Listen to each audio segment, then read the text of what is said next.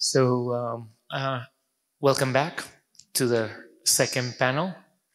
Once again, thank you so much for being here. I think most of the people I'm talking in English, just doing in Spanish. Sorry. Estoy hablando en inglés, ya me acostumbré. Gracias por venir, gracias de nuevo al segundo panel de estar en esta sesión. Ahora en esta sesión vamos a hablar de los inicios de la educación, de los comienzos de la educación y las diferentes perspectivas que tenemos en la educación. Nomás quisiera otra vez, la gente que no estuvo en la primera sesión, hacer un recordatorio que este es un trabajo que viene de hace un año y que hemos estado trabajando todas las escuelas de arquitectura de la región San Diego-Tijuana, que somos 9, en el que se han hecho varios eventos en el proceso y esos eventos han culminado en este punto. Para no hacerlo lo más largo, qué bueno que estoy viendo. Hay una revista que hemos tratado también de tener, que lo voy a anunciar ahorita, que es Converging Horizons. Si no lo han agarrado, está en la parte posterior para que lo puedan tener. Bueno, voy a presentar ahora a Blas Herrera, que Blas ha sido maestro de New School of Architecture y también compartimos a Blas en la Universidad de San Diego, ya varios años, más de 6, 7 años por lo menos, yo creo. Blas estudió arquitectura en Woodbury University y luego hizo su maestría en Woodbury University también hace unos años y ha sido una parte fundamental de nuestro despacho Cross Studio, que ha sido muy, muy integral en los proyectos que hemos hecho conjuntos. Me da un honor de tener a Blas que presente al nuevo panel y va a moderar el siguiente panel. Gracias.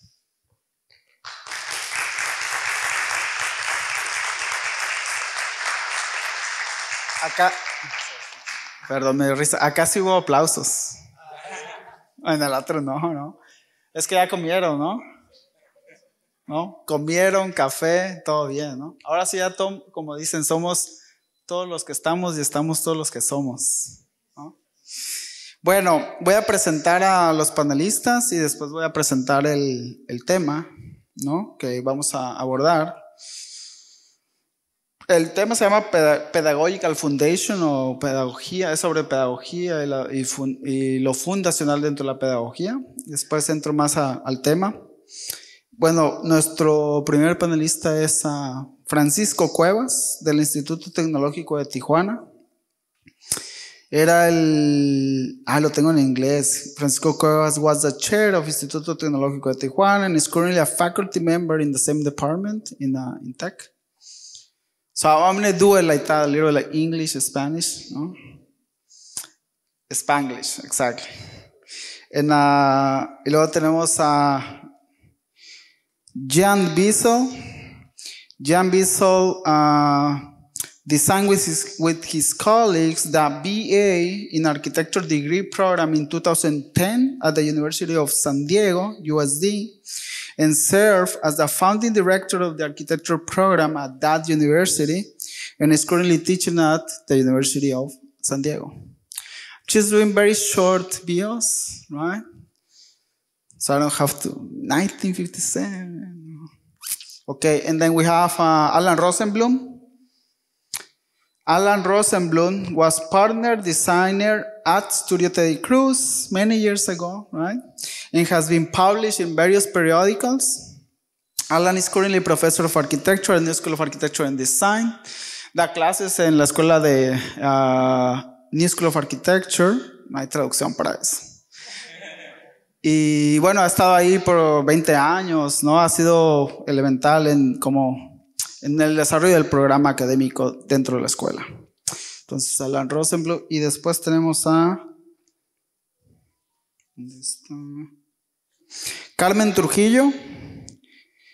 Carmen Trujillo es exdirectora de la Universidad Xochicalco y ha sido maestra por UABC en Valle de las Palmas. Y después tenemos a Alberto Almejo Ornelas, coordinador del programa de arquitectura del UABC Valle de las Palmas también. Entonces nos acompaña una representación de ciertas... Sí, Francisco Cuevas, empecé con Francisco Cuevas. Ya están todos, ¿verdad? Todos presentados. Ok. Acá sí. Aplausos.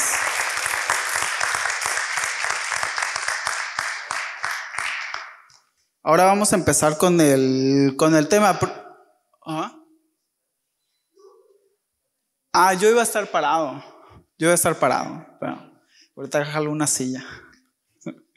Bueno, el tema, primero en inglés y luego en español. Pedagogical Foundations, Views of a Latent Past. Entonces vamos a iniciar con el pasado, ¿no? The evolution of architectural education in the border region, including historical influences, foundational pedagogies, and the development of architectural schools in Tijuana and San Diego. This session aims to understand the roots of architectural education and its impact and current practices, and what are the future directions of architectural education at the border region. Ahora un poquito en español. Vamos a platicar, cambia el español, ni es la traducción exacta, pero cambia totalmente, ¿no? Vamos a platicar sobre las raíces y la evolución de la educación en la arquitectura en esta región fronteriza, incluyendo influencias históricas y el inicio y desarrollo de las escuelas de arquitectura de Tijuana y San Diego. Entonces vamos a empezar con la primera pregunta, y la idea es que son más como tópicos, ¿no? Para como partir desde ahí y dar una primera ronda como introducción hacia el pasado de las distintas universidades que están representando, con un enfoque en lo pedagógico, ¿no? Entonces, para entender el presente hay que entender el pasado. Entonces, ¿cuáles son los retos que se enfrentaron en ese pasado para conformar o consolidar los departamentos de arquitectura que existen hoy en las diferentes escuelas que están representando? Y la idea es que nos platiquen un poco de los inicios de New School, del TEC, de la UABC, de USD.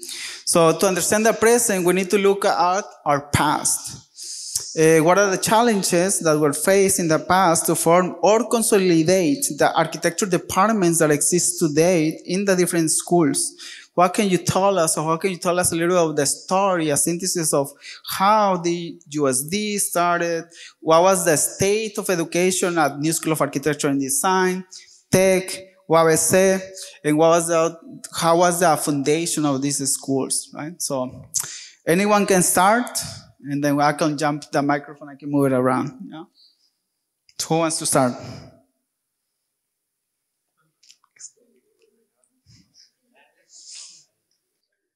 Francisco, vas a ver que va por la esquina, ¿no? El más viejo. Bien, buen día a todos. Sí. Primero, pues, dar las gracias por la invitación y la participación en la que vamos a estar compartiendo esta mesa con compañeros de otros tipos de escuela, ¿no? Primero, para empezar, el nombre de Instituto Tecnológico Tijuana me cuesta mucho trabajo decirlo, entonces voy a decir TEC. Cuando diga TEC, hablo de ese instituto. ¿Sí? Bueno, Blas ya lo dijo, TEC, ¿no? Y es mucho más fácil. Bien, un poco de historia y pues obviamente la referencia a mí mismo, ya que yo soy producto de eso. No de la escuela, sino de la falta de la escuela. Y cuando yo soy nacido aquí, hace muchos años, más de los que creen, y al terminar mi bachillerato en esta ciudad, pues había muy pocas opciones de una carrera universitaria en México, ¿no? Inclusive en Estados Unidos cercanamente, considerando que quería estudiar arquitectura.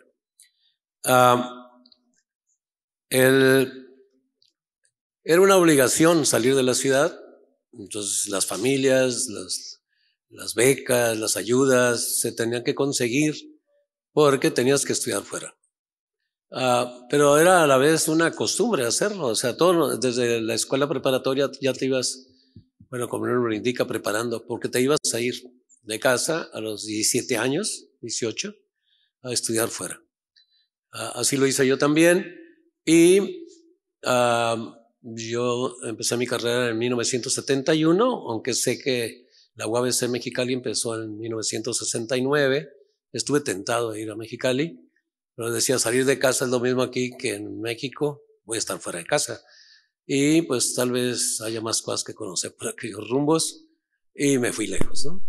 No solamente yo, sino muchos. Vamos, a veces la mayoría de los grupos se iban, ¿no? Así era la costumbre y parecía normal. Bien, obviamente hay egresados de esos viajes, algunos mayores que yo.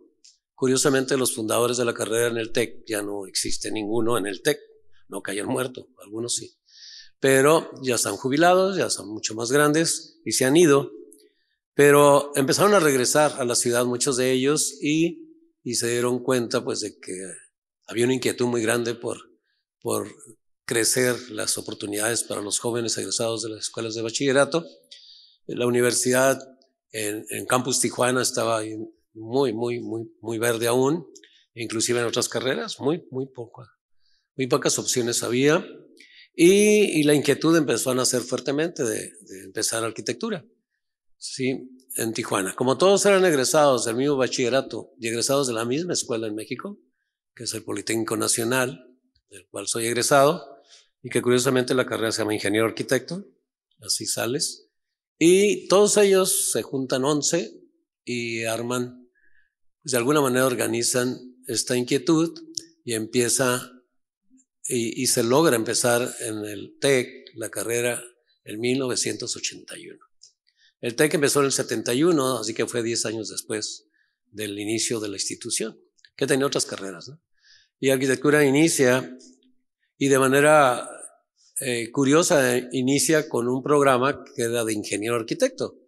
Cabe señalar que el TEC pertenece a una organización nacional, que existen muchos tecnológicos en el país, en este caso hay cerca de 280, pero no todos tienen arquitectura. En aquel tiempo lo tenían 12 TECs, en 1981, 82, solamente 12 instituciones.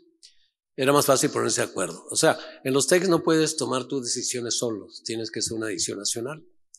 Pero con las escuelas eran pocas, entonces se tomaban las decisiones más rápido. Ahora son más de 50 los tecnológicos que tienen arquitectura y tienen el mismo programa. Se actualiza, de alguna manera se regionaliza, que eso es lo que te permite, pero no puedes cambiar el programa como tal. En aquel tiempo, pues estuvo peor porque ingeniero arquitecto no querían que fuera así, porque tenía un tronco común de ingeniería y muchos alumnos rechazaban ese tronco común, que era una pérdida de tiempo en el momento que duraban 4 semestres sin llevar todavía ninguna materia específicamente de la carrera, más que estructuras. Y lograron pues hacer cambios muy rápidos, muy rápidos. Me dio mucho gusto ver a un compañero de esa época que está aquí con nosotros y que ya no está hace tiempo, pero que le tocó estar inclusive un semestre antes que yo, entró a TEC él, ¿sí? Y se dio cuenta de ese cambio, ¿no? O sea, el cambio fue casi como muy repentino. En los primeros 2 años se modificó todos los programas para empezar a crear lo que, con el tiempo y muchos cambios que ha habido en los programas, pues la carrera actual, ¿no? De arquitectura, de la cual son muchísimos egresados, ¿no? Más de 3,000. Y deben andar regados por esta región la mayoría, ¿no? La escuela inicia así, sus primeros intentos como tal, una escuela pequeña, programas pequeños, pero al ser escuela pública, esa es la referencia que quisiera recalcar, es una escuela que tiene la obligación de tratar de aceptar lo mayor número de alumnos egresados. O sea, hay una política, ¿no?, nacional donde hay que dar cobertura lo más que se pueda. Es muy difícil mantener un estatus de límite de ingreso, muy difícil, porque las políticas son diferentes. Y es una escuela muy poco costosa para el estudiante, es la que cobra menos de toda la región. Y eso hace que crezca, y creció muy rápido. Nos cambiamos de zona porque ya necesitábamos crecer, nos salimos de la unidad inicial del tecnológico y empezó en la otra unidad, y de ahí creció. Actualmente tiene 1,394 estudiantes del programa de arquitectura, 800 en civil y tenemos 350 en diseño industrial, el propio departamento. O sea, es una escuelota, ¿no? ¿Sí? Con muchos problemas, con muchos profesores y muchísimos alumnos, ¿no? No sé si esto sea lo suficiente para empezar. ¿Sí? Okay. Gracias.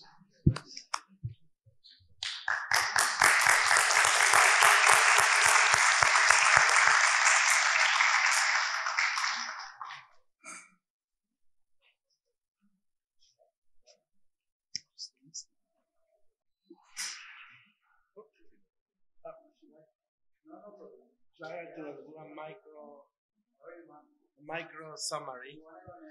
Yeah, so it's it's a micro summary of translation of a mini summary of what he said. Francisco Cuevas was talking about how when he was a graduate, when he started, there was very few options of architecture education in the region, and it was necessary to leave the city to study. We're talking about 1971 approximately, and the founders of the tech are retired or gone. Some of them returned to the city and started this starting to work to establish a school.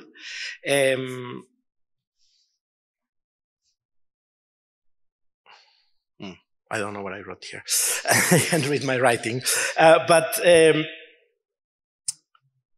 many of the graduates were from the Instituto Politécnico Nacional, National Polytechnical Institute, and the degree was engineer architect, right? Which is a phenomenon that happened throughout Latin America. Actually, I can make them, yeah, where the degree was actually the architecture degree per se didn't exist. It was engineer architect. The school grew quickly, and partly because of being the most affordable school in the region, and it grew to be about 1,500 students, 1,500 estudiantes, about 1,500 students, more or less. That's what I could catch. So yeah, 1,500. Yeah.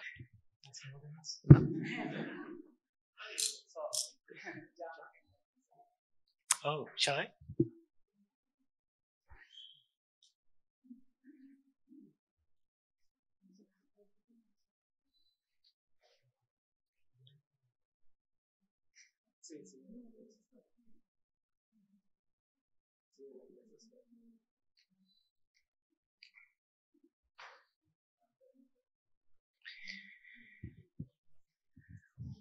Thank you very much for the invitation, and thank you for your hospitality. I apologize for having to speak in English. I picked up a number of languages in my life, but it turns out that I missed the one that really matters.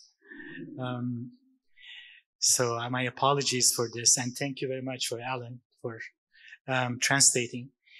So many of the people here, Alan, Blas, Juliana Maxim, Megan Grant, and of course Marcel Sanchez and Adriana Cuellar. They are all my colleagues at University of San Diego. So we share many of our faculty with other schools in San Diego, yet our educational programs and our educational models are so incredibly different from one another. So I thought about how I may communicate to you what liberal arts education in architecture is, which usually takes me 1 hour to tell a parent of a student. So then I realized that maybe I should prepare a slide presentation to avoid a very long discussion. So, and also I want to relate more to what I'm most passionate about teaching, which is history, theory, and critical studies in architecture. So I am basically calling it what are history, theory, and critical studies in architecture, and what can they contribute to San Diego, Tijuana urban continuum.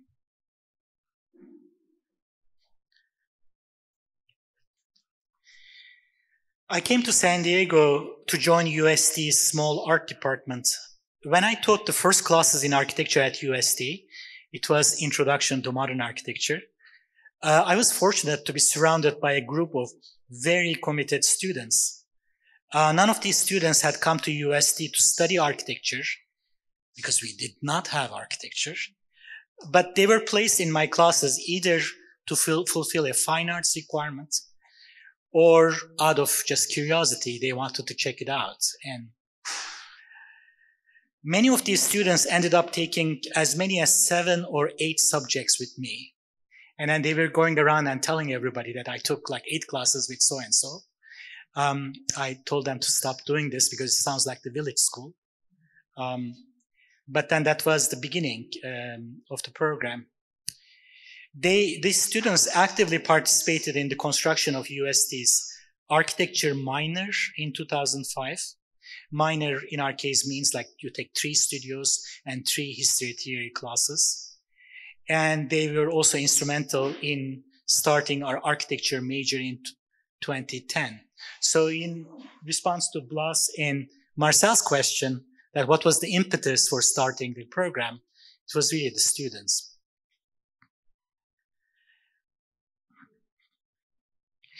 So so basically, I want to tell like a couple of students, like about a couple of them. My first thesis student, I never forget, Anna Kivlan completed her master's at MIT and moved to a PhD at Duke University. Milu Tilink, who you see here, who had been attracted to UST by an athletic scholarship and a business school major, was placed completely by chance in my freshman preceptorial class and ended up being our first architecture major, graduating in 2011. And she went to Princeton University with full scholarship, and she is now associate with Herzog and de Meuron in Basel, Switzerland.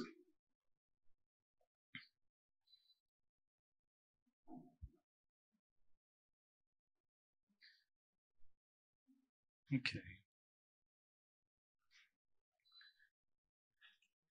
My computer is not cooperating, I'm sorry.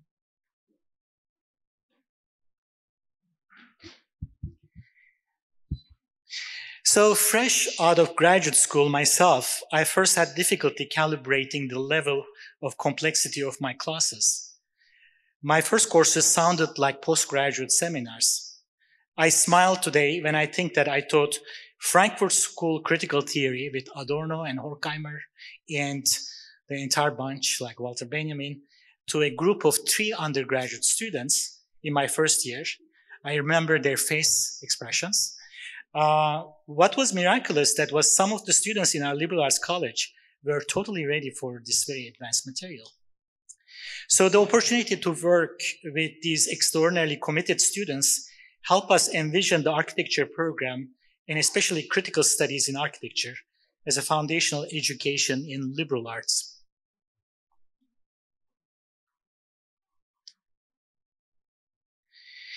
Avoiding professionalization and over-specialization at a young age, I encourage each of my architecture students to develop a portfolio in at least one area of visual arts, in addition to architectural design. Each of our architecture students also takes advanced courses in art and architectural history. As a result, I think our students have revealed strength when it comes to critical thinking and creative synthesis. Here I'm showing actually a project of Ciela Stark with Professor Shannon Starkey, my colleague. So I think what made our architecture program different is a culture of collaboration with the art department, which has encouraged students to cross over boundaries with architecture and artistry and visual arts and immerse themselves in diverse creative practices. For the first architectural design studio, I taught at UST, and yes, I did teach the first design studio. I selected the site in City Heights neighborhood of San Diego, and the program was designing an artist house and studio. I wish to acknowledge Petar Perisic, architect and educator, who was our first architectural critic and adjunct design professor. After Petar's very untimely death, Alan Rosenblum, I remember he came to our rescue from one day to the other, literally rescuing us. And then following semester, we started with Adriana Cuellar, who later also served as the director of the architecture program. Juliana and I lived in a 700 square feet house of a canyon in City Heights, that's 70 square meter. So the American inner city is extraordinarily complex, and that was my education basically in the region. So City Heights, so you see, it's the pattern on the left to the right. So it is, it's through that I was basically, even though it's not on the border, it introduced me to San Diego's borderscape with Latino, mostly Mexican-American majority and a significant Somali and Southeast Asian communities. So I need to just like emphasize here that the borderscape is not only binational, both on this side of the border and on the other side. Every one of our neighbors in City Heights spoke another language. My son, who grew up in San Diego, when he was a toddler, he would ask everybody their name and what language they spoke. I had to explain to him one day that some people spoke the same language, and that was the point.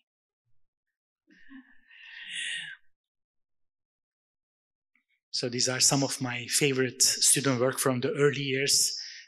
Study of the strange place that is Carmel Valley. This is basically from the days when there was Urbi active in Tijuana, Las Palmas. So one of our students, Kyle Ober, is basically looked at it. These were the years when we were glorifying informality. So he wanted to augment informality. It's one of my favorite projects. The study abroad and urban research programs in Istanbul, Turkey, we led with Juliana Maxim, played a role in the development of our program. Istanbul is probably the city which received the highest number of asylum seekers in the world.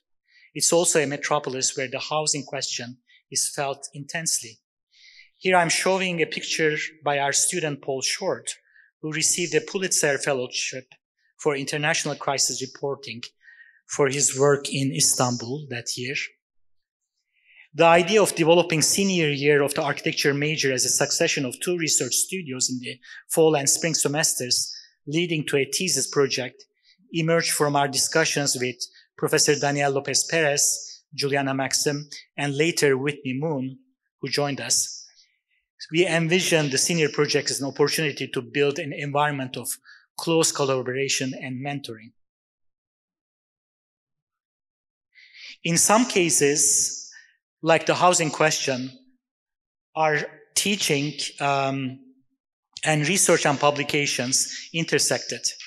This was the case with the architecture and the housing question book that was published about a year ago. We are now settled, at least for now, for a sequence of 6 design studios, including the 2 studio thesis classes that Alan is actually teaching together with Daniel. Our students also take a minimum of 6 history and theory courses ranging from beginning lectures to advanced seminars. Critical studies in architecture means that the skills you learn in studio and in the history and theory seminars are not separate. They mutually reinforce each other. So they are, for example, the classes of Shannon Starkey's Money by Design, Juliana Maxim's The Year 1500, Adriana Cuellar's Renaissance Drawing Studio, Daniel Lopez Perez Organicism in Architecture, Marcel Sanchez Prieto's new edition, Materiality in Architecture, Juliana's pre-thesis research studio that focuses on land possession and dispossession, and the new course that I enjoy teaching most, Architecture and Decolonization, and I saw 2 students from there. I'm so grateful you're here. So we are constantly experimenting with new pedagogies and adding new courses. We are able to experiment with all that because I like to think that we are interested in teaching architecture rather than only teaching architects. Our scope is not limited to the skills required to train a professional. How can our students work as specific intellectuals, and how can they make a difference in public policy is what really matters for me. There is, of course, a national context in the United States which made this experimental approach to architecture pedagogy possible, unencumbered by the straitjacket of professional accreditation. The assumption here is that our students who wish to become professional architects or professional city planners will go to graduate school after completing their BA degree at USD.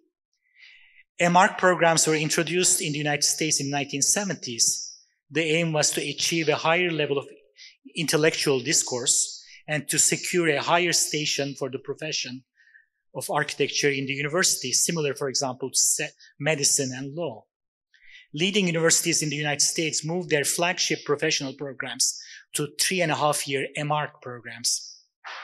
Many of the 5-year BArch programs with the Polytechnic model were phased out in those years in the United States. So when it comes to Ivy League universities, that is universities with the most resources, the triumph of the MArch degree seems complete. Columbia University has an interesting arrangement with Barnard College, which we looked at. Yet many of the 5-year Bachelor of Architecture programs, especially in public universities, resisted this trend. The results are mixed. America has an incredibly confusing accreditation system in architecture. So it takes me like an hour to tell a student what this is all about. How can you basically gain the same level of competency expected by a national board, both at graduate and undergraduate education? Doesn't make any sense, to me at least. Do we have better design in America because leading universities move their professional programs to graduate school? Do we have a better public policy or public discourse about architecture and our cities?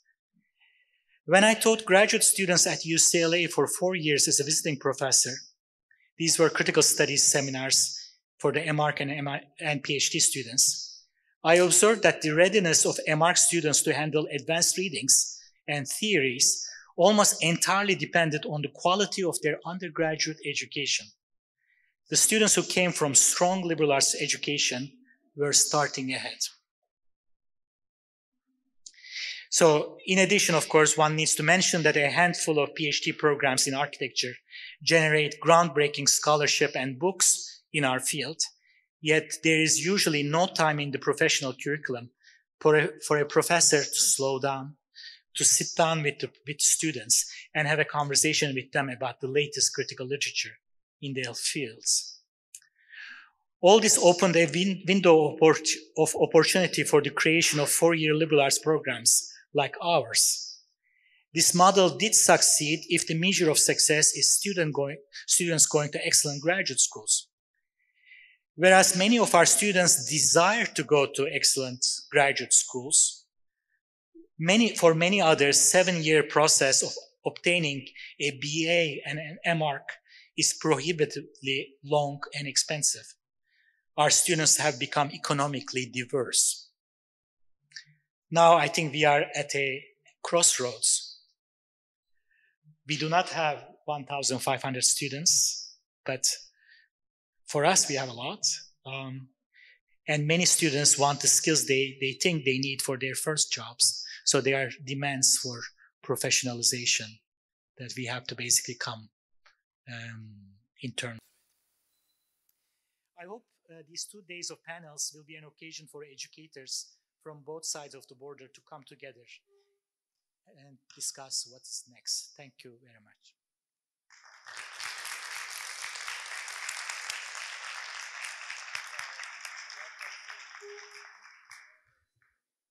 Thank you, Jan. And thank you very much for the privilege of being here today. I'm gonna be concise. I'm gonna say the same thing in English and Spanish. I've been a little bit all over the place. I came to San Diego in 1992 from Lima, Peru, having had an education that was very, very much rooted in the liberal arts idea. I went for a year to art school, then transferred into architecture, and where I found a vocation that I didn't know I had. And I came to the program that existed at UCSD, that existed for 2 years. There was a School of Architecture at UCSD, and it collapsed in 2 years due to or just partially due to the Great Recession that was taking place at the time. So the school collapsed. I connected with Teddy Cruz almost immediately, actually during that time, which is something that marked really my, not only my development, but also my professional, all the prospects of professional career. When I started teaching architecture in San Diego, it was when Woodbury University opened. I was one of the founding faculty of Woodbury University when it existed at the Naval Training Center in San Diego. And I was invited to a critique with Teddy Cruz at one of his studios. And I remember I made a question to one of the students, a basic question about history, and the student couldn't answer it. So I went directly to the office of the dean at the time, to the founding dean, which was Geraldine Forbes, and I told her, Geraldine, you need a history teacher. Your students have no idea what they're talking about in terms of history. So I was hired on the spot to teach architecture history in Woodbury. Then I started teaching theory and studios and design studios, including thesis at Woodbury University. During that time also, I was brought into New School of Architecture thanks to Petar Perisic, who was the dear colleague that died in 2010, and convinced me to get into New School as a sort of, he thought my point of view about things would be beneficial for the school. So I started teaching thesis studios, history classes, theory classes, representation classes, very much with the intention, because of my upbringing and because of my my personal education, with an intention of bringing the liberal arts mindset into what I perceived as a very technocratic or pragmatic form of education of architecture. Also, these schools where I started teaching were architecture-only schools, right? Except for UCSD, where I was a student. The other schools where I found myself teaching were architecture exclusive, right, at the time. Later on, I entered, again, I was called to take the place of Petar at USD. So I've been a little bit, I think I have the fortune of having been part of most of the schools of architecture in San Diego that are not community colleges. I have never been part of a community college experience, but I was like I said, fortunate enough to be part of all these different initiatives. So I've been present there. My point of view about this, and this is perhaps what I want to emphasize a little bit, is my approach to architecture has a lot to do with issues of spatiality in architecture, cognition, and representation. So those are the things which I developed, which try to merge or to combine more humanistic approaches into with the technical. So that was essentially what I was started to bring into these different scenarios, right? I mean, we're talking about very different schools, actually. There's a world of difference between what happens at New School and what happens at USD and what used to happen at Woodbury. So it was quite an interesting, fabulous opportunity for development, at least intellectual development for me, and hopefully for the students that took my classes. Yeah, so I'll try to say it in Spanish, hopefully. I'll remember what I said. Yo vine a San Diego de Lima, Perú, en el año 1992, después de graduarme de una educación que tenía un enfoque de artes liberales, o una orientación muy amplia, en la cual la arquitectura estaba vista de un punto, si quieres, más literario, poético, espacial, ¿no? Tectónico. Al programa de UCSD, que existió entre 1992 y 1994, el programa colapsó debido a la recesión que existía en ese momento. Fui uno de los 6 graduados de esa escuela, el resultado de un experimento. desgraciadamente un experimento fallido, pero ahí, ¿no? Algo salió de ahí. Y empecé a enseñar en San Diego, en Woodbury University, cuando Woodbury University abrió sus puertas. Fui a como crítico invitado a un taller de Teddy Cruz. Hice una pregunta de historia, una pregunta básica de historia a los estudiantes, y el estudiante no podía contestar la pregunta. Así que me fui directamente a la oficina de la decana y le dije, por favor, necesitas contratar a alguien que te enseñe historia, porque los estudiantes no saben. Así que me contrató en ese momento y así empezó mi historia de educación en Estados Unidos, enseñando historia de la arquitectura moderna, que hasta el día de hoy enseño. A raíz de eso empecé a enseñar clases de teoría, talleres, incluyendo talleres de tesis. Cuando en el año 2010 fallece nuestro compañero Petar Sverisic, me llaman de USD para enseñar las clases. Para ese entonces ya había empezado a enseñar en New School of Architecture, porque esta misma persona, Petar, me había insistido muchísimo en que entrara a New School.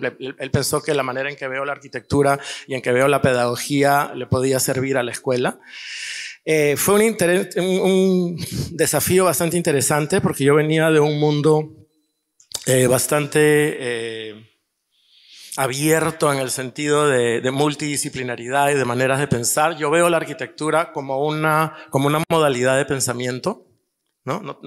Además de ser una profesión, la concibo como una modalidad de pensamiento en particular, y eso es lo que me interesa enseñar hasta el día de hoy.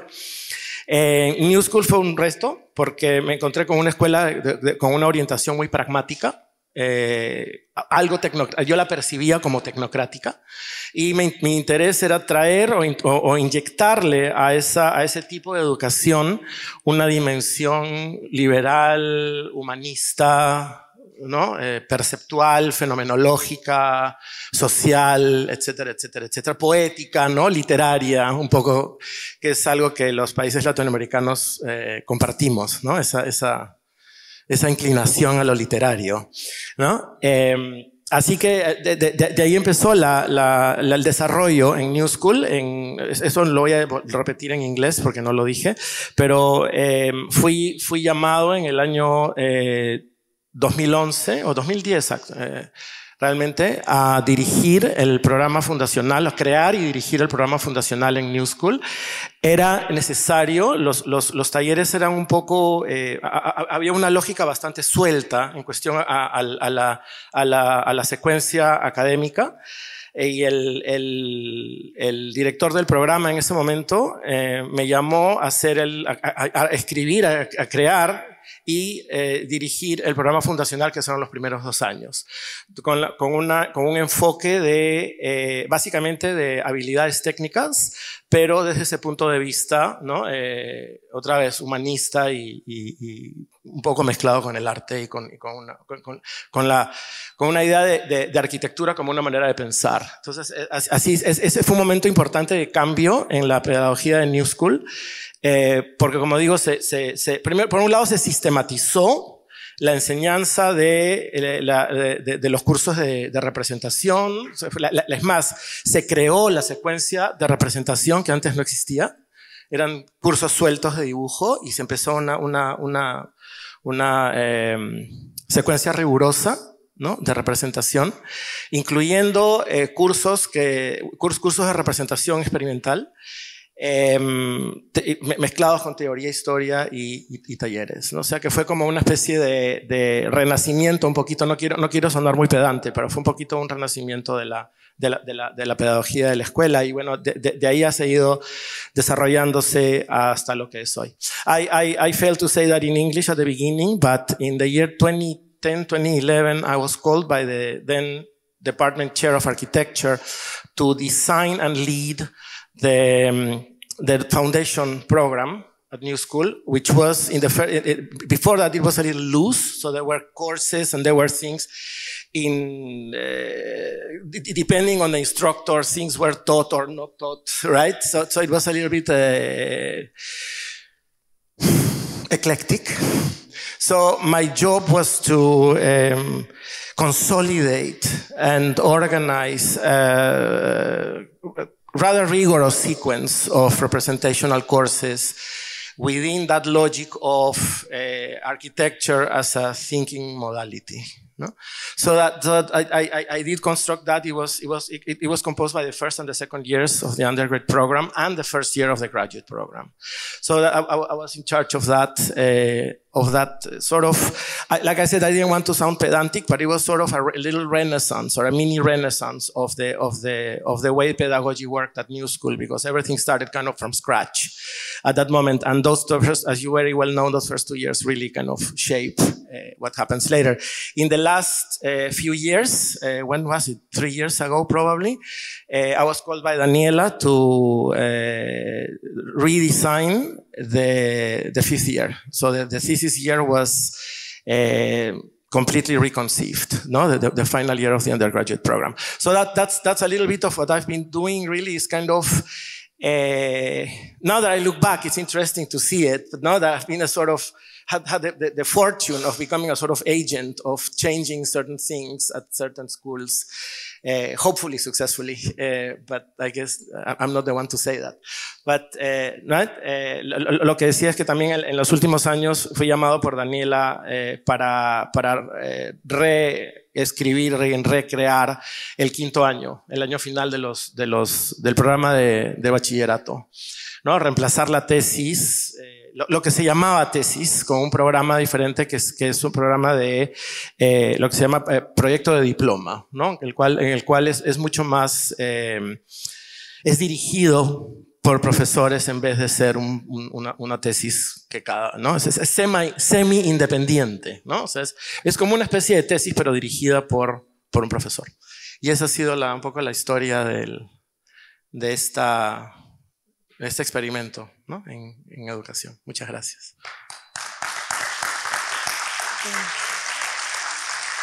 Hola, buenas tardes. Pues yo voy a hablar un poquito de la Universidad de Xochicalco. Es una universidad que fue creada desde 1974. Empezó la carrera de a ofrecer varias carreras, sobre todo lo que era el área de medicina. Y el caso de Ensenada empezó con la carrera de arquitectura también por allá. Sin embargo, acá en Tijuana, pues se abrió por los años 1995, se abrió la carrera de arquitectura.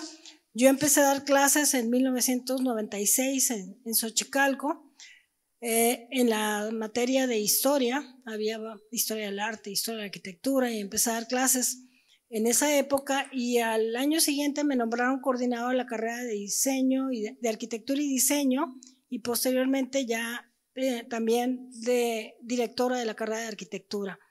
Durante ese tiempo, pues, eran poquitos los alumnos que teníamos. Empezamos con, yo creo que entre arquitectura y diseño eran cerca de unos 8 o 10 alumnos. Teníamos 5 alumnos en arquitectura y la verdad, digo, fue mucha paciencia por parte de la dirección de haber sostenido la escuela durante, yo creo que 2 años con muy poquitos alumnos. No había alumnos, casi todos se los llevaba ya el TEC. Y junto con esto la Ibero, que también estaba, y nos repartíamos con otras 2 instituciones que había en ese entonces, que era la Universidad de las Californias y el CUT.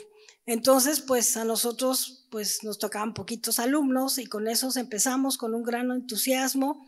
La escuela fue creciendo poco a poco, era un espacio en donde había habido antes una maquiladora, entonces ahí fue creciendo en ese espacio. Hoy la universidad tiene ya su propio campus, ya con áreas ya mucho mejor planeadas que lo que estaba antes, pero aún así pues éramos una escuela pequeña y en donde pues la idea era pues tratar de que estos estudiantes pues no se nos fueran porque éramos poquitos, y buscar también la elección de los maestros fue otro paso también importante, porque pues no había los maestros la mayoría que contratamos eran maestros pues que estaban dedicados a su área laboral y no tenían pues la capacidad de haber tomado cursos de docencia. Entonces les fueron preparando, incluso la propia universidad nos ofreció cursos de docencia para poder instruir a estos maestros. Entonces poco a poco se fue armando la planta. Era un modelo en donde había también como en el TEC, había un tronco común en donde también estaban los alumnos de diseño y de arquitectura, y posteriormente ya en el tercer semestre ya entraban los alumnos a la carrera. Durante todo ese tiempo pues, que me tocó estar, pues tratamos de vincular proyectos con la comunidad, buscar qué alternativas había para ofrecerles pues, a esta comunidad la solución de proyectos arquitectónicos. De hecho, pues yo venía de una universidad en donde había esta arquitectura participativa, yo vengo de la UNAM, así como dijo el arquitecto Cuevas, pues yo también me fui a estudiar fuera, me fui a estudiar a la UNAM y ya regresé acá a Tijuana después de muchos años. Y pues traía en mente pues eso durante el tiempo que estuve, pues fue parte de lo que se pretendió hacer. Claro, hoy en día pues esta universidad pues ya cuenta con 180 alumnos, ya ha crecido mucho la universidad, ya se han establecido muchos vínculos y durante todo este proceso pues como todas las universidades pues hay que replantear los planes de estudio. Y esto pues ha llevado a que pues que tengamos que participar los mismos docentes como los directivos en la actualización de los planes de estudio, de acuerdo a las necesidades que se van teniendo propios de la frontera, y es parte de lo que se ha hecho. Ya hoy, en aquel entonces, el plan de estudios era semestral y hoy es cuatrimestral. Entonces ha habido cambios, como les comento, se han quitado materias, se han incluido otras. Y pues una de las, a veces, ahorita que lo planteó Alan, me acordé mucho de esto de que dijo que él empezó a dar clases de historia. Una de las problemáticas que yo tenía como directora era que no encontraba maestros de historia. Y era muy difícil porque era una materia de 3 horas y nadie quería ponerse a preparar clase y menos pues, que le pagaran y que pues en la ida y la venida se le iban, ¿no? Entonces realmente era muy problemático. Tuve que tener muchos cambios hasta que finalmente dije, pues yo tomo la batuta y yo me pongo a dar la clase de historia. Y eso me hizo, pues ya di clases como cerca de 25 años de todas las historias, historia de la arquitectura moderna, historia de la arquitectura mexicana, historia del diseño industrial, incluso me metí a clases también en el diseño gráfico e industrial, precisamente por ello, porque no se encontraba maestros y era difícil. Entonces pues me puse a estudiar, ¿no? Porque uno piensa que en la escuela pues ya estudió, pero resulta que no, ya cuando uno va a dar las clases pues uno le tiene que meter toda la pasión para poderles de alguna manera incentivar a los alumnos a que esta clase, que a veces resulta un poquito complicada para ellos, pues sea atractiva, ¿no? Entonces esto fue un poquito el proceso que se llevó en la universidad. Como les comento, hoy la universidad pues muy consolidada. Ya esta parte de que empezamos a ser pequeñitos, digo, fue una historia atrás, y hoy pues me da mucho orgullo ver la universidad y ver cómo ha crecido y cómo se ha ido consolidando y cómo de alguna manera se han ido estableciendo vínculos con muchas instituciones, se sigue trabajando con la comunidad y pues es parte de ello, ¿no? Ok, gracias.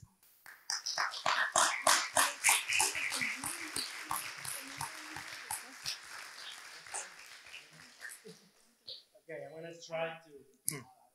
I'm going to try to summarize what she said in English. We started the school, sorry, the Xochicalco School of, Universidad de Xochicalco, with a small, very small group of students, of 4 or 5 students.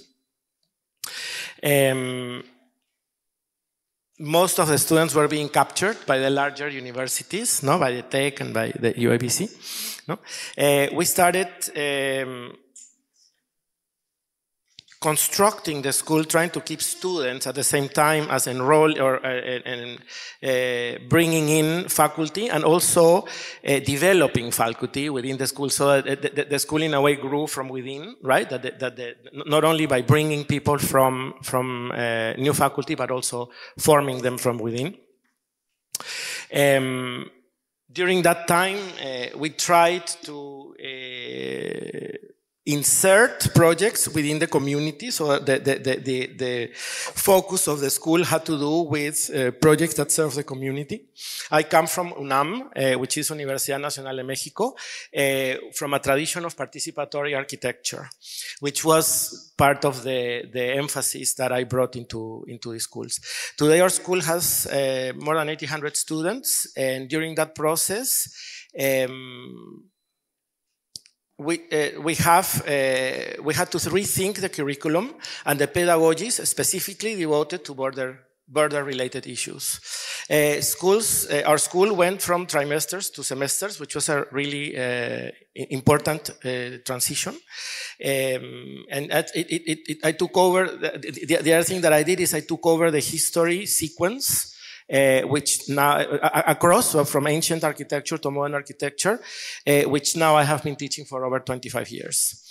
I also took on courses of graphic and industrial design with the intention of generating attractive pedagogies and interlacing them with the studio instruction.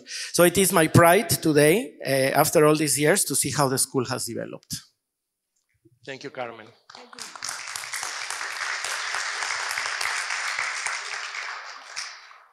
Buenas tardes. Bueno, primeramente también agradezco por la invitación, por estar aquí con todos ustedes. Pues también es un honor aquí estar aquí con personas que tienen ya una amplia trayectoria, ¿no? Y bueno, pues yo les hablaré un poco bueno, espero ser breve, de lo que es pues los inicios de UABC Valle de Las Palmas, ¿sí? Entonces, ¿cómo inicia UABC Valle de Las Palmas?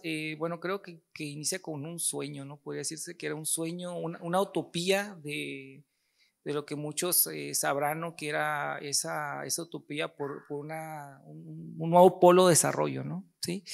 Que era, incluso era así se le decía, la primer ciudad sustentable del país, ¿sí? Iba a ser un DUIS, un desarrollo urbano integral sustentable. Entonces, ¿cómo surgió UABC? Con grandes expectativas, ¿sí? UABC iba a ser el polo de atracción, porque finalmente se iban a generar clústeres de trabajo. Era como el decir, ahora sí vamos a hacerlo todo bien. Cuando se presentaba, pues no era más UABC, sino el desarrollo de Valle de Las Palmas, era el gran proyecto que era el futuro de la planeación en México, ¿sí? Y lo primero que iba a estar ahí era pues nuestra institución, ¿sí? Entonces era una gran expectativa que se tenía, ¿no? Entonces, bajo este gran contexto inicia, ¿no? Entonces, ¿cómo llegamos nosotros? Pues también con esas grandes expectativas. Después, bueno, por muchas situaciones, ¿no? Cuestiones quizás económicas, conflictos, pues no continúa este proyecto, ¿no? Se separa y queda nuestra institución ahí, ¿no? Entonces, inicia de esta manera, pero todos los que formamos parte a inicio, pues, la universidad empieza en el 2009. Cuando somos llamados para allá, bueno, empezamos, yo estudié en UABC de Mexicali. Entonces muchos de los que éramos de UABC, bueno, ya veníamos con ya una trayectoria de una institución educativa con muchos años, ya 45 años creo que cumplió la FAT en Mexicali. Entonces el modelo educativo era vamos a empezar éramos como la punta de lanza de UABC, ¿no? Era todos los maestros van a tener una maestría, ¿sí? Van a tener experiencia profesional, van a estar en un modelo pedagógico, un diplomado nos ofrecían. Entonces era formar pues todo un plan. Entonces inicia así, y los primeros alumnos incluso inician aquí en Tijuana, luego se trasladan allá, ¿no? Entonces sí fueron como todos estos aunque ya teníamos toda esta trayectoria en el modelo educativo de UABC, y inclusive yo cuando estaba en Mexicali tenía compañeros de Tijuana, Puerto Peñasco, Ensenada, no había en Ensenada arquitectura. Entonces tenía ya un cierto prestigio nuestra universidad siendo pública.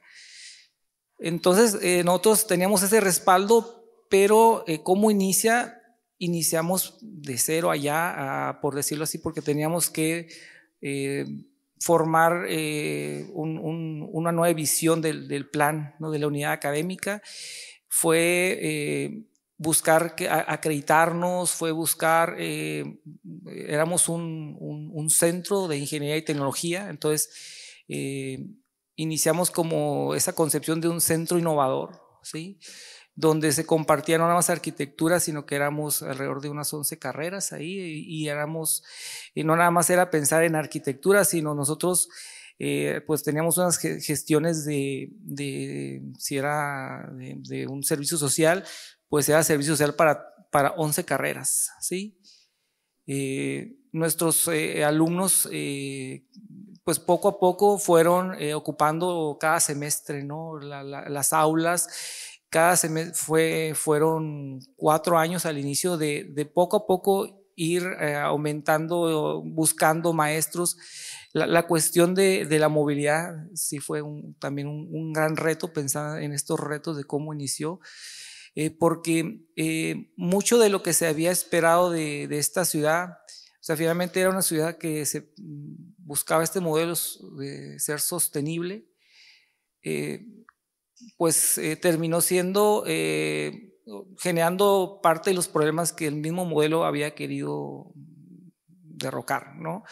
Una ciudad satélite, una ciudad sin trabajo, ¿sí? Sin fuentes de trabajo, muchos viajes, mucha contaminación, no es eficiente. Continuamos con retos, ¿sí? El trasladar a todos nuestros alumnos, no nada más de arquitectura, el transporte, estos medios, siempre es como dice, el pan de cada día, ¿no? Todos los días lo vivimos,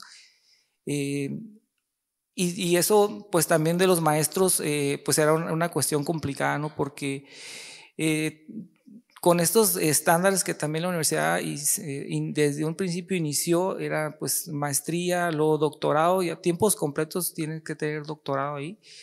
Entonces, cuando se buscaba, y a nosotros como coordinador que nos toca buscar a docentes, pues tenemos que buscar gente pues por decirlo así, con altos perfiles, ¿no? Por decirlo de una manera. Y pues ya cuando localizamos a alguien, pues le decimos, pues acá estamos, ¿no? Estamos acá pues no queremos ir en medio de la nada, pero pues sí estamos muy alejados, ¿no? Entonces, sí tenemos una población de alumnos que vienen de todas partes, ¿no? Eso creo que es algo que yo siempre he tratado de ver, y veo muchas oportunidades, tenemos muchas cosas. Finalmente tenemos alumnos que vienen de Tijuana, Rosarito, de Tecate. Entonces creo que nuestros alumnos comprenden muy bien la cuestión fronteriza, ¿no? Porque trabajan con gente de todas partes, no quizás de otras partes, de otros países, ¿no? Pero vivimos pues a grandes distancias desde que iniciamos, ¿no? Para un alumno moverse ahí creo que ya no es algo como nuevo, venir, moverse, que hace rato lo platicamos, ya es ya que le dices a un alumno, tienes que estar a 2 horas de tu casa y allá te espero, ¿no? y sabiendo que tienen dificultades, ¿no? Es una escuela, obviamente es una escuela pública que pues tiene también, finalmente los alumnos tienen ciertas carencias o limitaciones, vamos a decir limitaciones, pero siempre pues el modelo ha buscado pues ayudar tiene una parte como social, ¿no? Humanista, ¿sí? Creo que desde este contexto donde iniciamos siempre ha sido como tenemos que ser sustentables, ¿no? O sea, empezamos con estos orígenes de desarrollo sostenible, sabiendo, ok, tenemos que tener esto y esto y esto, y también reconocimos los problemas, ¿no? Entonces los alumnos reconocen los problemas porque los viven, ¿no? Y en sus propuestas, sobre todo pues las propuestas que buscan ellos en sus propuestas de diseño, sus proyectos, pues finalmente tratan de resolver los porque como decían en la mesa anterior, ¿no? Que con Jorge Gracia, ¿no? Él buscó el lugar donde había problemas, ¿no? Nosotros los llevamos también a ellos, ¿no? Entonces, finalmente creo que estos retos pues nos han fortalecido, ¿no? Han fortalecido, han forjado su carácter, ¿no? De vencer todas las adversidades o muchas de ellas, ¿no? Entonces, en este inicio, pues nosotros también lo que empezamos fue a mucha planeación, ¿no? Y ver cómo estamos, ¿sí? Y qué es lo que queremos ser, ¿no? Cuando recién llegamos ahí a la unidad era vamos a empezar a hacer nuestros formatos, vamos a acreditarnos, entonces vamos a hacer estos análisis de fortalezas, debilidades y qué vamos a hacer en esta visión a futuro, ¿no? Entonces, buena parte creo que de nuestro inicio, y creo que eso es parte fundamental en cualquier institución, pues fue empezar como vamos a hacer todo este tipo de, vamos a planearlo, ¿no? Vamos a ver vamos a revisar qué es lo que vamos a formar en nuestros alumnos, ¿no? Y respondiendo un poquito, entender el presente que hay para entender el pasado. Pues finalmente iniciamos con retos, ¿no? Y seguimos ahora en el presente con retos, ¿no? Entonces no han cambiado, creo que las adversidades han cambiado cómo son y porque vivimos tiempos nuevos, ¿no? Entonces hay que ver, finalmente los retos ahí los vamos a tener, tenemos que ver cómo afrontarlos, ¿no? Ahorita pensando estos inicios, ¿no? De cuando empezamos a dar clases, me acuerdo que nuestros primeros alumnos, yo cuando empecé a dar clases ahí, uno de mis alumnos, ¿no? Como anécdota, ¿no? Bueno, creo que es anécdota. Uno de mis alumnos me decía, profesor, porque siempre los alumnos pues te retan, quieren saber qué estás haciendo, qué proyectos haces, ¿no? Y pues yo traía un par de proyectos ahí, ¿no? Y ellos pues como que, a ver, profe, pues no te conocen a veces. Y dicen, profesor, ¿y usted qué está haciendo, no? Por fuera, ¿no? Para ver si le hago caso, ¿no? Bueno, no me lo decía así, pero casi, ¿no? Entonces, a ver, ¿qué ha hecho usted, no? Y dije, pues, ¿qué proyectos, cuántos proyectos está haciendo, no? Y yo me quedé pensando, dije, bueno, pues ahorita estoy haciendo pues alrededor de unos 15 proyectos, ¿no? Le dije, traigo como 15 proyectos. Dijo, no, pues sí, son varios, ¿no? Y sí, y me dije, ¿cuáles son sus proyectos? Le digo, pues como 13 están sentados aquí. Entonces, pues ya, se sentó y a seguir trabajando, ¿no? Entonces, pues sí, es como, yo creo que pensar eso, ¿no? El reto que tenemos es un reto doble, ¿no? Es como vamos a hacer proyectos de arquitectura, pero también vamos a trabajar en un proyecto de nuestros alumnos, ¿no? O sea, ese es pues un gran reto que tenemos como educadores, ¿no? Pensando como un arranque de eso que en algún momento inició, ¿no? Como un trabajo de... Yo también decía, bueno, pues que iniciaban en esa carrera de, bueno, soy docente, entonces pues un reto aquí es, pues un proyecto es formar alumnos, ¿no? Y bueno, entonces para no alargar mucho esto y porque vamos a empezar con la primera pregunta, ¿va? Entonces daremos, pues es todo, ¿va? Por mi parte en este primer bloque de gracias. Thank you.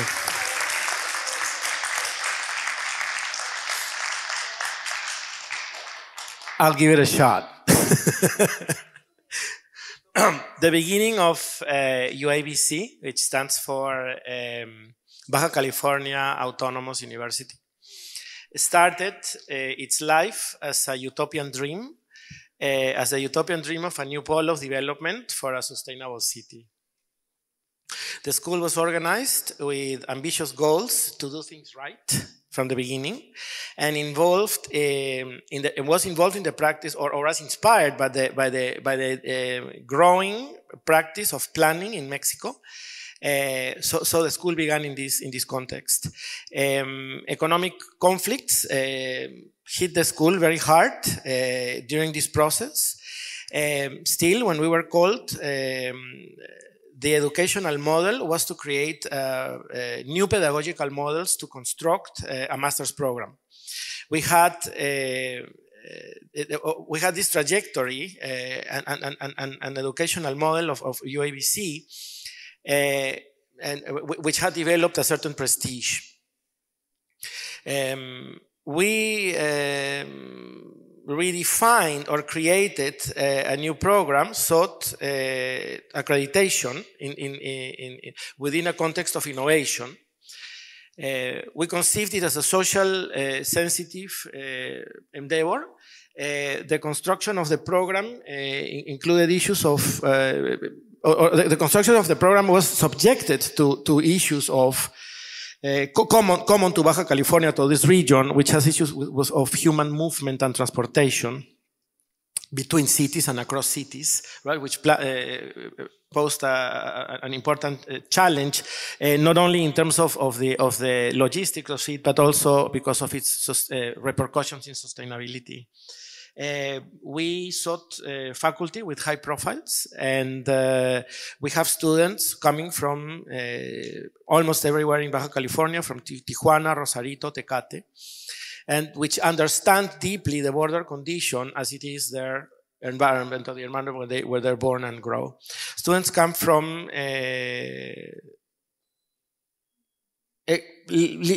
economic situations rather limited. No?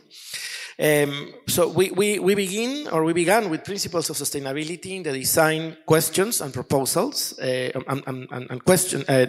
the design questions and the design proposals of the students were always based on the notion of sustainability. These challenges have strengthened us throughout the years. Planning and designing became the basis of the pedagogies. Once, as an anecdote, a student asked me, "What projects are you are you working on currently outside the school?" No, that's what the student was referring, outside the school. What Alberto responded is, "I am working in about 15 projects," which surprised the students. Well, that's a lot of projects to be working on. To him, he answered, "Well, 13 of those projects are sitting here in this room currently." So the challenge for us is that we are not only making architectural projects, but also, as a central element, human projects, which are our students. Thank you, Alberto. ¿Una pregunta más? ¿O estamos muy corto de tiempo?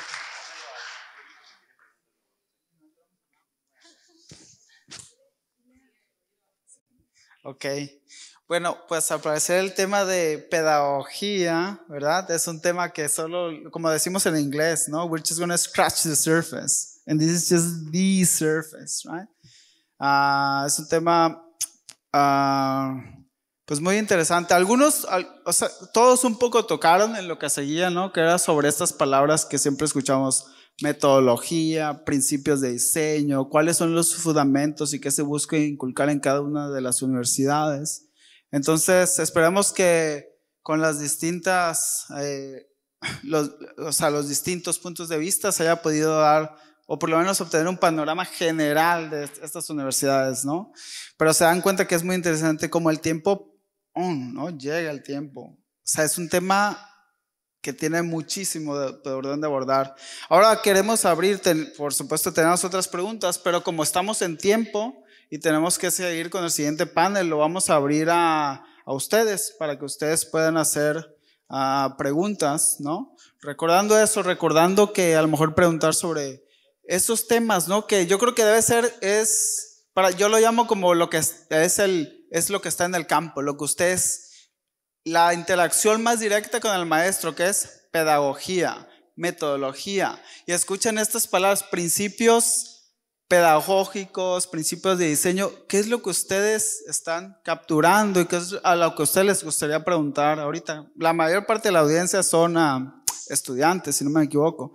Entonces lo abrimos al público. Si alguien tiene alguna pregunta, comentario. Allá, Antonio. Venga, yo me muevo, pero acércate tantito. Meet me halfway, como dicen.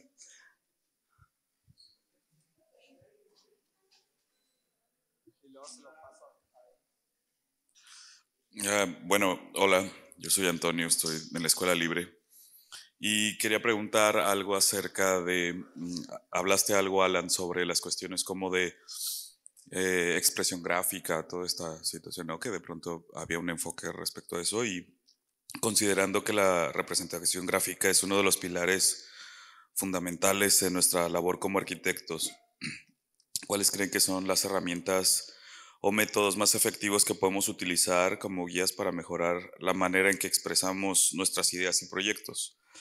¿Qué aspectos hay a considerar que son más o que son cruciales para comunicar de manera efectiva los valores y el concepto arquitectónico a través de la representación visual, tanto para, bueno, sí, en general, ¿no?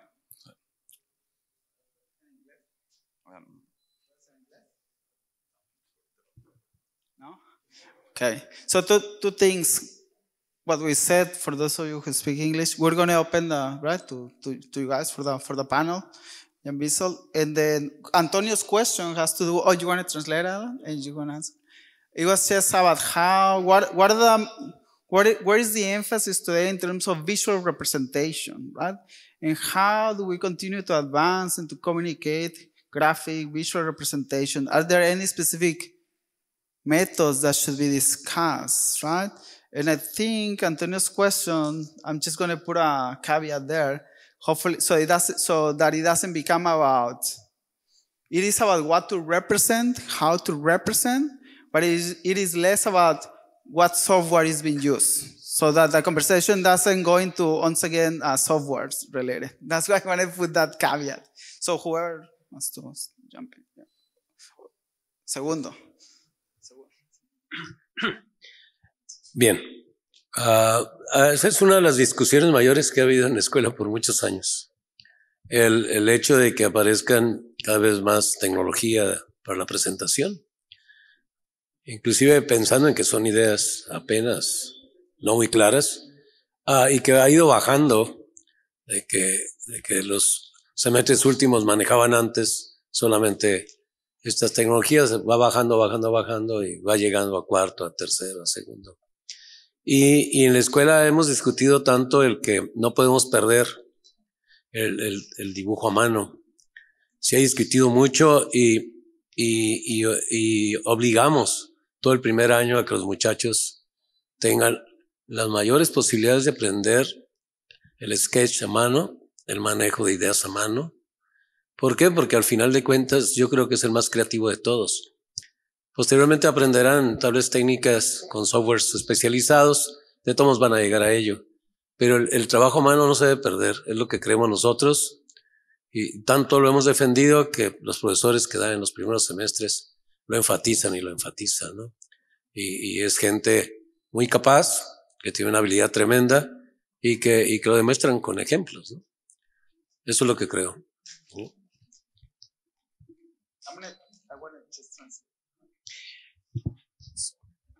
You should answer the question yourself because you're teaching representation. Oh no.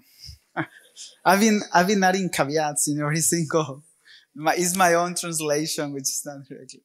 No, but I think one of the main things that was mentioned, this idea that sketch, drafting techniques we shouldn't abandon those things, right? That is important, and this is coming from this is a translation, it's not mine, right? My take. That has been something that is been at the forefront of education, at least from this point of view, right? Where you say it needs to be there, it needs to be taught, and shouldn't be abandoned, even though we have these AI tools, this technology is that one technology, this is my caveat now. Technology is, this is technology, right? And we shouldn't let being blindfolded by technology in relation to something that is connected to electricity, right? This is also technology, right? These pens, these tools that we use in these drafting tools, and there are techniques that are very specific to drafting tools.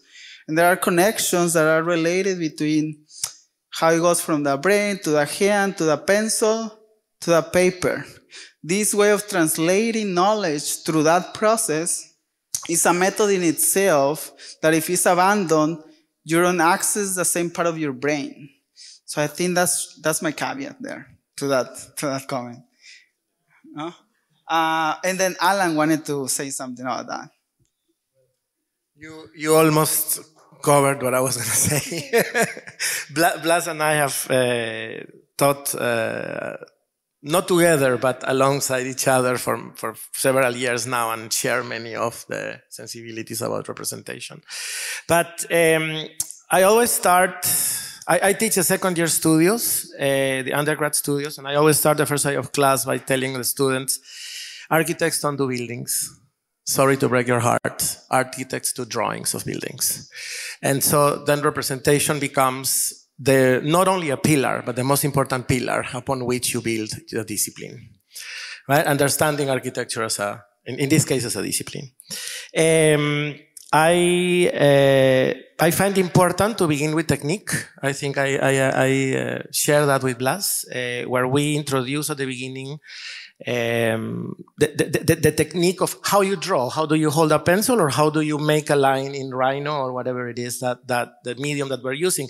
In this sense, the whole idea of representation and design process is always tried to be approached from a tool-independent point of view. So again, the point of architectural representation is not software. Software is completely not important in this case, right? You choose the tool you want, and you develop representation methods based on the tool, not the other way around. I understand representation as a thinking mode, in the same way that I understand architecture as a modality of thought. The representation is in itself a way of thinking. I developed a modality of work and pedagogy that I call thinking through making, which addresses the cognitive aspect of representation. So my interest has been in the feedback that exists between the representation, the eyes that see the representation, how this feedback goes into the brain and then goes back out into the hand. So this constant feedback between the act of drawing and seeing and thinking is one, right? Independent of the tool you may be using, whether it is a pencil or Maya, right? I consider physical modeling absolutely essential. You were talking about what things do you find absolutely essential. I think physical modeling, which is not universal anymore, or at least I don't know to what degree, but seems to have decreased in importance due to the development of 3D tools, continues to be three-dimensional. I tell my students, what you see in the computer screen is not 3 dimensions, it's a simulation of 3 dimensions, and your brain is making a trick to see it as 3D. It's actually not 3D. Space needs to be seen in reality, and form needs to be seen as reality, needs to be touched. No?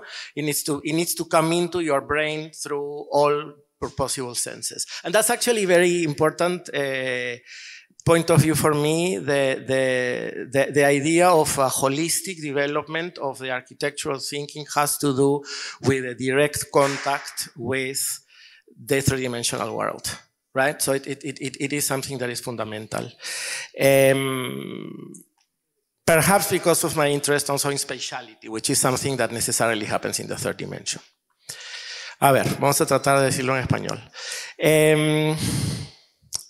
Mi primer día de clases, yo enseño el segundo año del bachillerato. El primer día de clases, una de las cosas que le digo a los estudiantes es: lamento romperles el corazón, pero los estudiantes, los arquitectos no hacemos edificios. Los arquitectos hacemos dibujos de edificios, ¿no? Nuestra producción se basa en documentos que son instrucciones para construir edificios. Nosotros no hacemos los edificios, otras personas los hacen. Nuestra labor prácticamente termina el día que entregamos los dibujos, ¿no? Entonces, de ese punto de partida,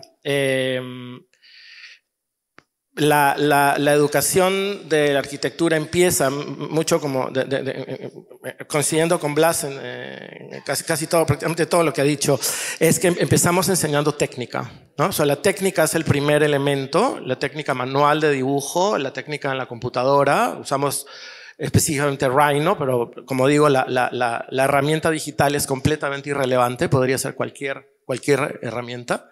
La idea es la representación como una manera de pensar, y está basado en un método, no es un método realmente, es un punto de vista o una aproximación al tema que llamé Thinking Through Making, o traduciéndolo en pensar con las manos, ¿no? Pensando a mano, que es alguien, ya escribió alguien un libro con ese título y me lo ganó, pero esa es la idea, ¿no? Porque la idea está relacionada con la cognición, el proceso está relacionado con la cognición, que tiene que ver con el proceso en el cual, mediante el cual uno representa, uno ve la representación y eso se retroalimenta al cerebro. Y después, no, eso vuelve a salir a la mano. O sea, la relación entre el cerebro, el ojo y la mano son un círculo de retroalimentación. Y en eso se basa esta idea del desarrollo del método de representación. Antonio me estaba preguntando qué me parece a mí absolutamente indispensable, además del aprendizaje de las técnicas. Pero hay una cosa que me parece fundamental que está siendo cada vez más abandonada, que es la maqueta, ¿no? La maqueta física, ¿no? La maqueta física me parece fundamental. Yo insisto mucho, especialmente durante el método de aprendizaje, el estudiante tiene que hacer maquetas. Es más, yo siempre le digo a los estudiantes, un poco en broma, un poco en serio, si cuando bajas un trabajo, si en la oficina no hace maquetas, no trabajes para ellos. de frente, ¿no? La maqueta es la manera más importante de entender la espacialidad para un estudiante especialmente, ¿no? La espacialidad es la concentración de mi pedagogía. Me interesa, yo enseño espacialidad en la arquitectura y debido a eso la maqueta se convierte pues en un elemento primordial en el aprendizaje. Gracias.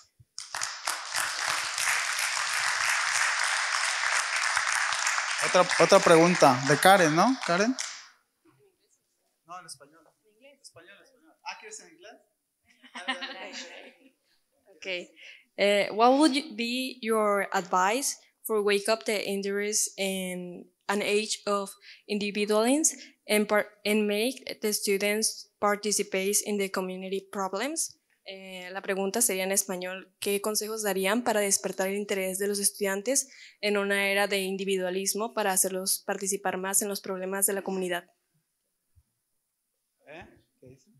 ¿Le puedo dar un caveat? Who wants to answer? John? Could you repeat the question for me, because I didn't hear? So the question is, in the world of individual, in the world that is being pushed individuality, how do we address a more collective vision of participation or thinking in that? Is that correct? How to teach that? In a world of individualism. So well, thank you. That's actually such an extraordinary question. It's wonderful. Something that I learned actually in Tijuana, in the neighborhood of Camino Verde, which I understand it is a disadvantaged community with lots of migrants living there, was when I visited the project that Adriana Cuellar and Marcel Sanchez designed and constructed at the continuation of a river bed, I understand. And it's a social project. And basically, I returned there like at least 4 times, and each time there's a dignitary, an important person, or an architecture professor of mine comes to San Diego. We cross the border. We go and see basically Casa de las Ideas. What I learned about that is that it really changed the paradigm for me. And I'm not saying that because Marcel invited me. It changed the paradigm for me because before that, say when I came here, we were kind of glorifying informality. There was, for example, insight and that kind of naturalized NAFTA and basically the circulation of goods. So we were aestheticizing informality in Tijuana. And there were all these avant-garde artists, neo-avant-garde artists from Europe and America descending in Tijuana and expecting the border to be very aesthetic or the border communities to be beautiful, which basically they were doing an aestheticization of politics. So the project in Camino Verde changed the paradigm for me when I realized that basically what people want, it seems, is not like recycled tires from California coming and building an informal house with it. What basically people, it seems, wanted was beautiful architecture. And of course, immediately the usual suspect kind of criticism came. Why was that building a white cube? Why was it modernist looking? Is it high modernism and all that? But then something very interesting happened, and I learned about it when basically the community of Camino Verde, when the government changed and they decided to take the building away to reassign another function, it seems that the community basically started protesting on the streets. They wanted basically their beautiful architecture back. And I teach that to my students in San Diego. That's a very important moment, which really changed what basically border architecture in the border is, at least for me.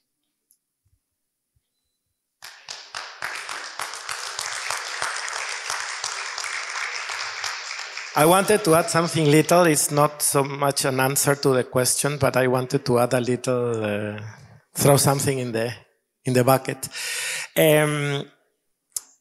Something that fascinated me when I was a young student was to discover the Dada movement, which happened at the beginning of the 20th century. And one of the things that one of the exercises that they did all the time was the exquisite corpse, which is something that fascinated me, which is an exercise they would do in which somebody would start a drawing or a poem, would fold the paper, pass it on, and then it would be continued by the next person, and so on until they would unfold the thing and find an extraordinary image or an extraordinary text that couldn't be done by one person alone. So that element as a conceptual thing fascinated me always. And so we are always used to thinking of inventors, right? Of single individuals that come up with extraordinary ideas, which is actually a very big misconception. Sometimes there are people who command a large group of people, perhaps, or organize a large group of people, and they usually get the credit for something. But the largest or the biggest advancements of humanity have never been done by one person, but have always been done in large groups of people, and usually, more often than not, historically, where history and process plays a role in the development or the creation of something new, of something innovating, or some breakthrough. So again, the answer to your question perhaps would be that when things are done by groups of people, by large numbers of brains and large numbers of hands, they are much better, much more complex, much more intense, and cover a much broader spectrum of things. Also, that because as a simple thing, alone you won't be able to do much. Right? So the idea of trying to do things individually in a sort of little compartment doesn't go very far, right? It's actually as a way of not only getting things done, but conceiving things in a much larger spectrum or within a much larger range. It is absolutely necessary to work with other people, right? So and to depend on this on these mutual contributions, it's just a matter of it's reality, no? It's how things happen. I don't know if that answers your question, but.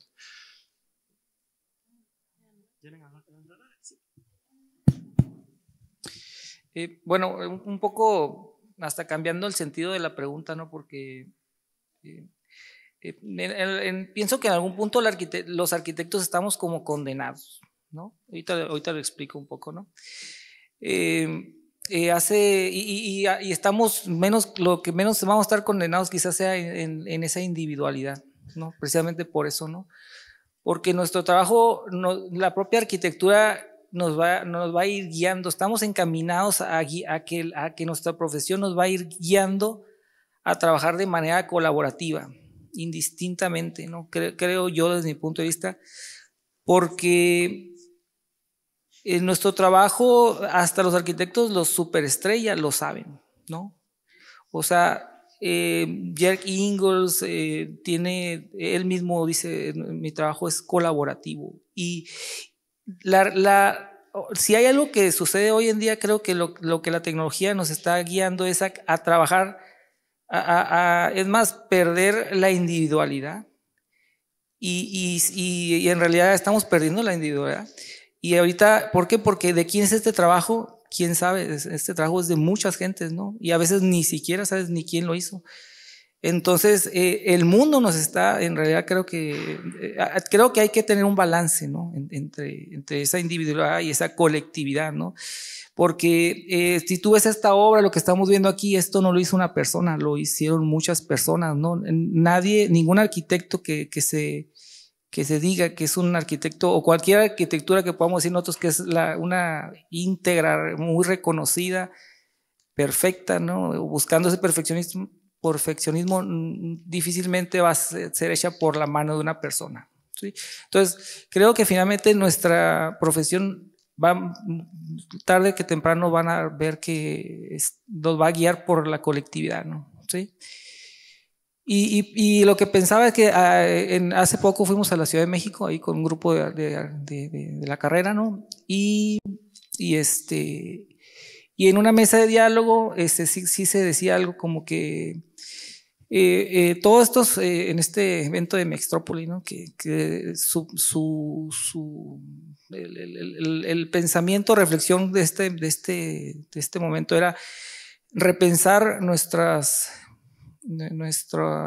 actividades y este consumo de lo que tenemos alrededor, ¿no? Cómo esto nos está guiando a devastar el planeta, ¿no? Así viéndolo en términos. Y decía que la reflexión es que era, en todas estas reflexiones de menos es más, y hay que pensar en el bienestar, es mejor, ¿no? Entonces decía, no, pues tenemos que empezar a pensar en construir menos, en hacer menos, ¿no? Esa era la reflexión, hacer menos es destruir menos, ¿no? Esa es la cuestión, destruir menos, y por lo tanto, si queremos destruir menos, invadir menos todas nuestras áreas, nuestros bosques, ¿no? Pero luego la pregunta que yo me hice en ese momento, bueno, pues ¿quiénes en nuestra formación vamos a dejar de construir, ¿no? Por eso les digo que quizás estamos, no sin el ánimo de salir tristes de aquí, estamos condenados a que nuestra carrera es construir, ¿no? Sí, entonces hay que, finalmente, bueno, si vamos a hacer esto, ¿cómo lo vamos a hacer, no? Tenemos que ver algo que también se decía, pues ya decir, hay ciudades de miles de millones millones de habitantes, entonces decir, vamos a dejar de tener ciudades de millones de habitantes, eso es casi imparable, ¿no? O sea, entonces, ¿cómo vamos a enfrentarnos a este problema, no? O sea, finalmente nosotros estamos condenados a construir, ¿no? Y somos... Nuestra carrera, en alguna ocasión escuchaba que un pintor era materialista, ¿no? Y yo también me quedé pensando, materialista, y dije, pues sí es cierto. O sea, somos materialistas porque generamos una materia, quizás no todos, ¿no? Algunos produzcamos ideas y esto, ¿no? Pero finalmente nuestra carrera estamos condenados a generar algo que sea deleitable, ¿sí? Pero bueno, ¿cómo lo vamos a hacer, no? Y a veces también definimos mucho nuestra carrera, más bien nuestra disciplina, la arquitectura, y a veces la tratamos de definir, por darle carácter, ¿sí? Pero, en eso también se ha hablado mucho, pues, ¿cómo vamos a definir nuestra carrera, bueno, la arquitectura? ¿Qué es la arquitectura hoy en día, no? O ¿cómo es la arquitectura que proponemos? Si es funcionalista, sustentable, etcétera, ¿no? Y decimos, no, pues es que no hay que encasillarnos en esto, ¿no? Pero a veces queremos definirla, entenderla, ¿no? Porque todo tiene hay un diálogo en todo lo que vemos aquí, ¿no? Pero yo creo que sí debemos de darle un atributo, y sin que yo hace poco escribí algo esto de que hay una cualidad que creo que no se limita a sí misma, ¿no? Y es una arquitectura reflexiva, ¿sí? Entonces, nuestra arquitectura tiene que ser reflexiva ante todo, ¿no? O sea, lo que hagamos tiene que hacernos reflexionar del momento que vivimos, ¿no? Entonces, de lo que está pasando hoy en día, reconocer nuestro pasado y bueno, proponer algo a partir de lo que tengamos hoy en día, ¿no? Entonces, pues eso sería un poco contestando ahí la pregunta, y pensando en otra cosa que creo que si hay algo que nos puede limitar es otra. Hay una reflexión quizás que habría que ver, ¿no? En cuanto a lo que hacemos hoy en día y cómo lo hacemos y cómo lo enseñamos, ¿no? Sí, bueno, gracias.